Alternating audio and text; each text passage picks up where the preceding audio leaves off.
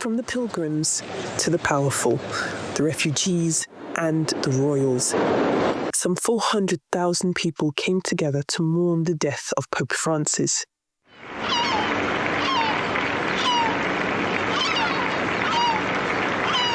Applause, the only sound heard, as 88 years of life was carried in a single wooden coffin out of the Vatican St. Peter's Basilica.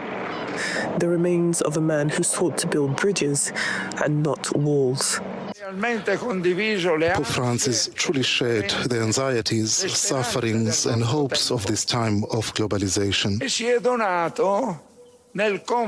He gave of himself by comforting and encouraging us with a message capable of reaching people's hearts in a direct and immediate way.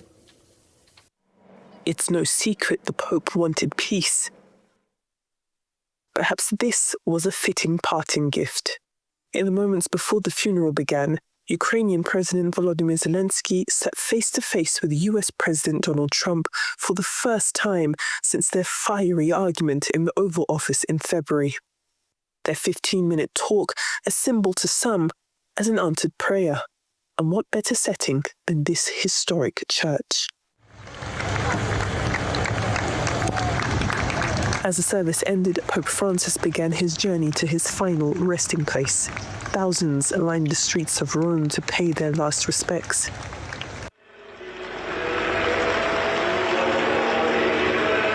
His body brought into St. Mary Maggiore Basilica in Rome ahead of a private burial. But back at the grounds of the Vatican, the Pope's international reach is undeniable. During his papacy, that spanned over a little over 12 years, he identified with the poor, with the marginalized, with the underserved, with the sick, with the beggars, the immigrants, the homeless. In fact, he's a man of his words in every aspect of it. Personally, I feel inspired to come to pay homage to a pope who is deeply a pastor. You see his pontificacy characterized with this golden tapestry of mercy. Pope Francis is also very important for me as a Congolese because he talks a lot about Congo, the war in Congo, and recently, about 2 years ago, he visited Congo, Kinshasa. So for it, I feel that he is very close to me. When I say people of God, not only Catholics, you have the Buddhists here today, you have the Muslims here today, we have the Greek extraction here, you have the Oriental world, you have the North and Latin America, and more importantly, we have the entire Africa, we have Nigeria. It's so beautiful, this is a unifying personality, and then we're going to miss him, Being here has been such a blessing. We, as you know, like everybody else, we had planned to come here for the canonization, but we make plans. God orders the steps. We are here, divine appointment, to see such humble men go with so much respect. I just feel so blessed. It's a beautiful thing to also experience this one in a lifetime experience to be in St. Peter's Plaza at the funeral of our very dear Holy Father Pope Francis. And it's also a beautiful thing because he is a Pope of mercy. He is a Pope of what the Italians would call the periphery. He used to always preach for those who are outside the walls and also advise the priests to smell like the sheep that they are shepherding. The reign of Pope Francis is now over, and in the coming days, a papal conclave must be held in order to choose his successor. But the question is who? Which man will emerge from that balcony dressed in papal regalia, addressing the crowds right here in St. Peter's Square? We'll find out together. Adefemi Akinsanya, Arise News, Vatican City.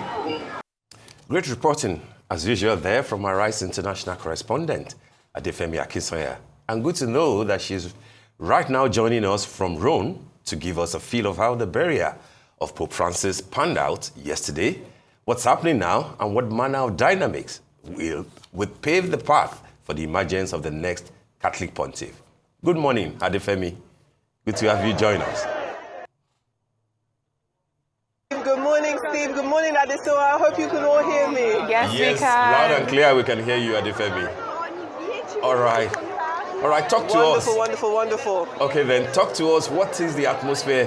What has it been like following yesterday's funeral? Beautiful, we shall say. Glorious, some other people will say. But then what have you observed in addition to the things that you have reported brilliantly?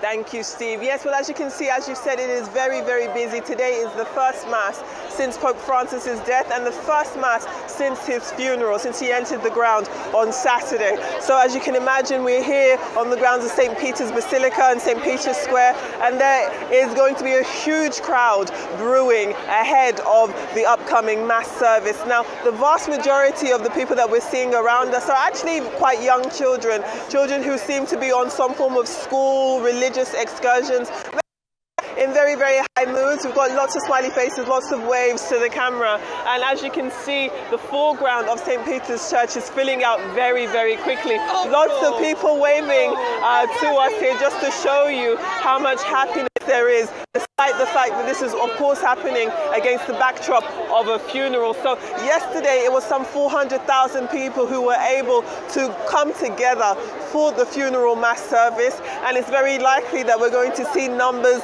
in excess of that, because at this time yesterday it wasn't as packed as it is now. Now, yesterday's service started at 10 a.m.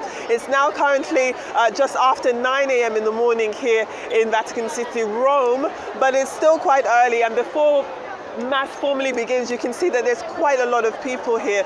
People who are, as I said, on the whole quite young, but also parishioners who are older. You've got people who are in wheelchairs. And naturally speaking, when we watched the funeral service yesterday, one thing I definitely have to say is that everything went off without a glitch, it appeared. Everything worked like clockwork. And I think that is testament to the organization, the planning, the security protocol here. And that is definitely what we're seeing repeated here today on Sunday ahead of today's Mass service. Definitely. I mean, they've been doing this for a very, very long time. But now that the mourning period has begun, what happens now? What should we expect? Thank you, Adesua. So, as you've rightfully said, mourning period has finally officially really started. So over the course of the 9 days, that is what is considered as the mourning period. And it is during then that we have these cardinals, some 135 of them, go into conclave within the Sistine Chapel. So it's a very secretive process, a very, very private one. And together, these cardinals will come together to elect the next pope. Now, again, this is happening against the backdrop of religion, but this entire process is highly political, and it is so for the obvious reasons. Naturally speaking, there are going to be people who want to put forward a candidate that they support, a candidate who responds to the different realities of Catholicism in the way that they see fit, for and against. Now, when you take a step back to when Pope Francis was still alive, we do know that of these 135 cardinals, 8 in 10 of them were appointed by Pope Francis. So they were appointed over the course of his papacy, which was the last 12 years. So that could underscore some form of loyalty to Pope Francis. And if he did appoint these cardinals in his image, according to the similarities that he sees fit, it's very likely that these people involved in this voting process would be wanting to push for something a bit more progressive and perhaps less conservative. So that's one eye of it, the fact that a lot of these cardinals were actually chosen by Pope Francis himself. In addition to him choosing them, 20 of these cardinals were actually appointed in December, so very, very recently. And then we do know Pope Francis did seek to bring down the age of the College of Cardinals and not have them be as old, and that is reflective in the cardinals that he appointed, especially those that were appointed in December. A lot of them are under the age of 60, which is quite significant. One of them is actually as young as 44 years old. So again, this may have some bearing over the choices, the candidacy of who will eventually emerge.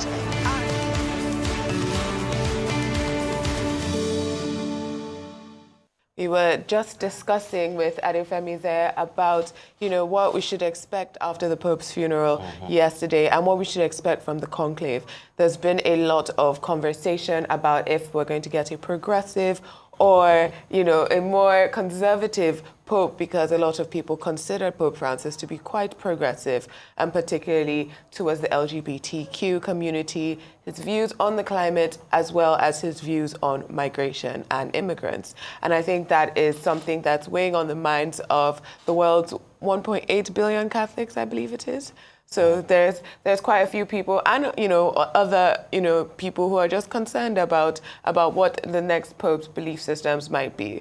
But as Adefemi was saying, that he did appoint 8 and 10 of the cardinals that we currently have in the Catholic Church.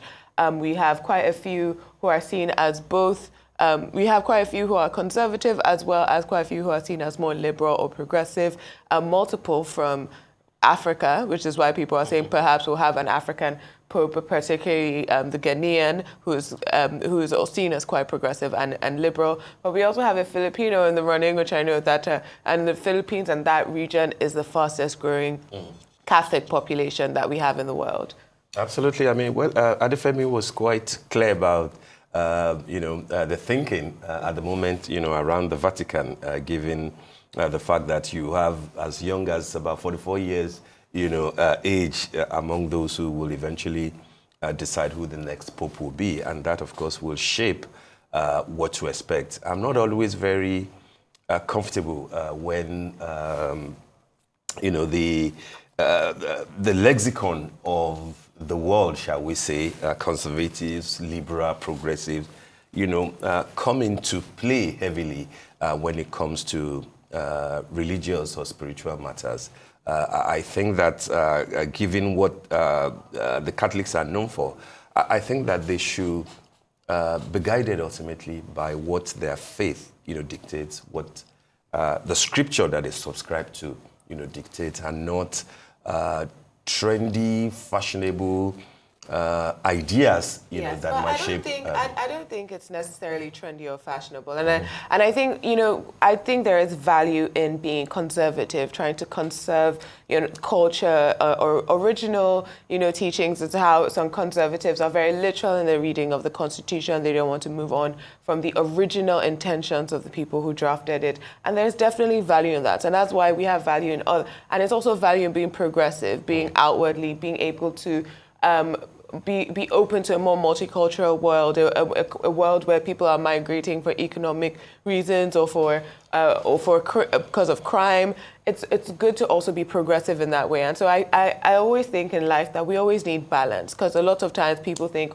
this side is negative or that other side is negative. By the end of the day, these two things must work in tandem in order for us to continue to live our lives in this era. Beyond, it's not just about the modern era. There is value in conserving your history, your culture, your traditions, but there's also value in being progressive and welcoming people into the church and being merciful and giving people grace. I get your point very clearly, but I don't think that it is not progressive to stick with the values that your religion and the scripture that you subscribe to,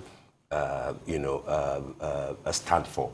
That's not being unprogressive. That is just being true to the truth. That is just being. You can also be progressive and true, and conservative and true. Again, as I said, I am not comfortable using such descriptions when it comes to church, God, spiritual, and religious matters. And like I said, it won't really matter to non-Catholics who become the Pope, but it is important, because he will be engaged, he will be interrogated, and he will be appreciated based on the values that he puts forward. So when we bring issues of the world in the sense of it into spiritual matters, we have to be careful so that the core message that religion represents is not diluted. I concede to the fact that, yes, word is not static, it is changing, it is dynamic, but then the word, the truth in the word remains the same yesterday, today, and forever. That's what adherents of the religion are thought. And to therefore, bring in things that will make it look like, okay, one is positive, one is negative, and that you are not positive if you are stuck in the truth that was handed over by the forefathers and the faith. That is not what I want to say. But beyond that, one thing that I found, which I would have loved to ask Adefemi, was the respect, for tradition that we saw yet again in the funeral of the Pope. I think we saw a bit of that when Queen Elizabeth died in England, and King Charles, was coronated as the king. And one important, point that keeps cropping up is the comparison with the sort of a thing that we experience in Africa, whether in churches that appear to be traditional in the outlook, or even in traditional religion, that shouldn't be seen as being subservient to any other religion. And therefore, my point is that when we see, the way that everything was conducted, tradition, things that might look like rituals, things that might look like, this is what that you won't find in ordinary day church going or mass going of the Catholic. I think it is important that stuff like that should remind Africans, whether they are of the African church, identity, or even traditional institution, to say that stick with what you believe in. When you go around and see what is happening, either in the Catholic Church, as we saw yesterday, or even in the Anglican, communion, as we saw when the Queen died and King Charles became. You have to be proud of that which you have and which you own, and nobody has the right to describe any other religion as being fetish or ritualistic, because at the end of the day, they all look similar, don't they? And then it is what you call religion that people will appreciate. I think some people would not like you to say that they all look similar, but I do agree that there's values in the rituals. Yeah, I think there is values in the rituals and the community and the practices of different religions. But I also think, when we're talking about this idea of bringing the world into the Catholic Church, the church is part of the world, God is part of everybody is part of the world, I believe is part of the beliefs, because one thing for me that stood out with this Pope particularly is his advocacy for migrants in a world where the nation state is a new, it's a new creation. The Catholic Church is older than most countries of the world. And so when we're looking at, immigration, legal or illegal, those are also new creations. When we're looking at climate change. I know I'm talking about migration particularly. I agree with you, but don't also forget that he held a strong position on the question of abortion. And it described, them as murderers. So don't let us remove one. Abortion is not in opposition to migration. I'm talking about how I felt personally about him talking about migration. I'm just adding the fact that he also had a strong view on abortion. That's all. All right. That's well and good. But I also I was talking about, for me as a man, his mercy and grace, particularly towards immigrants and the people of Gaza, stood out for me. And I think that that's what I personally will remember Pope Francis for.